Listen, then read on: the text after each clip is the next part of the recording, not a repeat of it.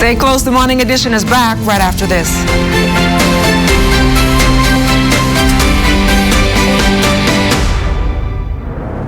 We, the body of the Bahamas Association of Medical Technologists, or BAMAT, offer this pronouncement because our celebratory activities were suspended. We wish to say thank you to all essential healthcare workers, police and defense force officers, and to encourage the youth of this nation to seek out fields in the medical laboratory profession, and to let you know that this is a viable option for a successful and rewarding career. Scholarships are available through the Ministries of Health and Education to help you reach your goals.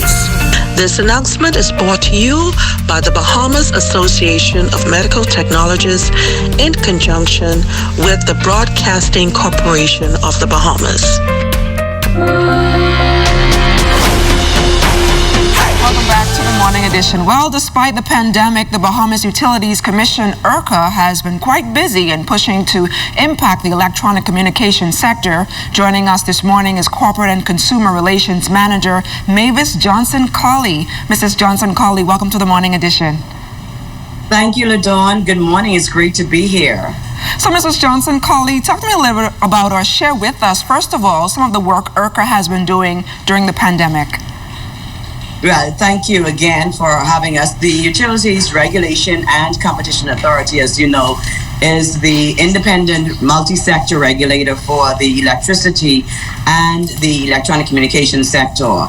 And one of the things that we thought it necessary to do is to ensure consumers and other stakeholders that URCA is still in the game, very busy ensuring that most importantly, consumers were able to stay connected and have access to services during this pandemic.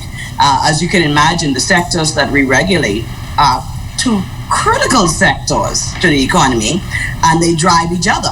Without power, we can have no electronic communication sector. And so we realized that our multi-sector stakeholders, we had licensees, we have business owners, we have academic, particularly as this pandemic drove all activities online. And so we came up with a series of webinars to educate consumers and other stakeholders on the importance of the work that we were doing and just what we were and are doing to ensure that they stay connected.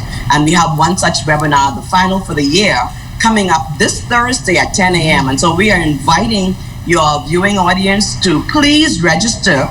Check our Facebook pages, URCA 242 URCA. Check our website, www.urcabahamas.bs. Call us so that you can get information on how to register. This last webinar will be dealing specifically with the electronic communication sector, how to build a resilient infrastructure system, how to make sure that you can withstand, or our service providers can withstand disasters, whether they be natural or a situation that we are in, such as COVID-19. Now, has there been any adjustments to the licensing process since COVID-19? There has been a couple adjustments.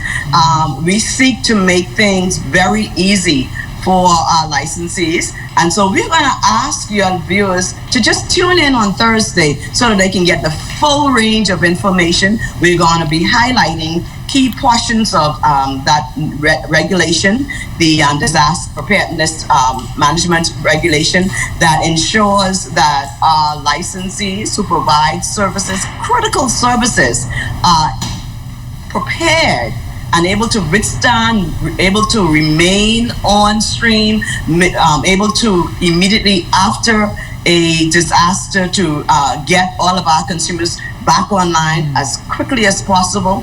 And so I cannot emphasize the importance of persons joining us this Thursday to find out just what we're doing, learn about what we're doing internationally, regionally, and locally as we participate in various key organizations that ensures that there's assistance to be provided to member states, throughout the world, throughout the region, URCA is playing a major role in those organizations, and so we want to invite your viewers to join us on Thursday morning. Now, I know you're going to be, I guess, dispersing information during that webinar on Thursday, but what is URCA actually doing to ensure that critical infrastructure will be available before, during, and after a natural disaster like hurricanes? Well, first of all, we're liaising and cooperating with our licensees to ensure that their equipment, to ensure that their infrastructure meets certain prescribed standards, to ensure that they have the resources in place so that immediately following the all clear, they're able to move into places where there has been destruction, and they can reconstruct, they can rebuild, they are able to bring consumers back online in the shortest period of time possible.